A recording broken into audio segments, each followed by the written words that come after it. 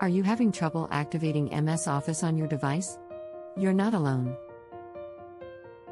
In this video, we'll discuss 5 common mistakes to avoid when activating MS Office to help you prevent activation failure.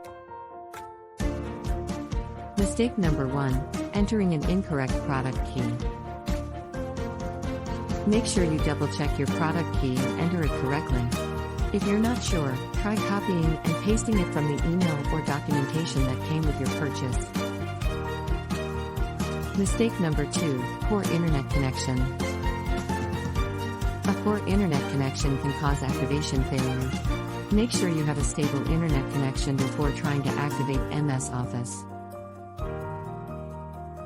Mistake number 3: activating MS Office on too many devices.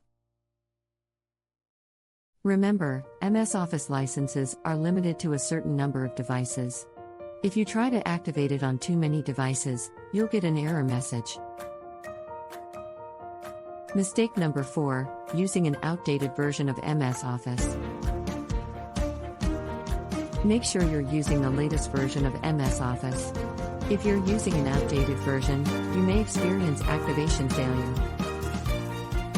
Mistake number 5: not having administrative privileges. Make sure you have administrative privileges on your device before trying to activate MS Office. If you don't, you won't be able to activate it. By avoiding these common mistakes, you can ensure a successful activation of MS Office. Need help activating your MS Office? Chat with our experts to get started. Link is in description. Thanks for watching, and happy activating!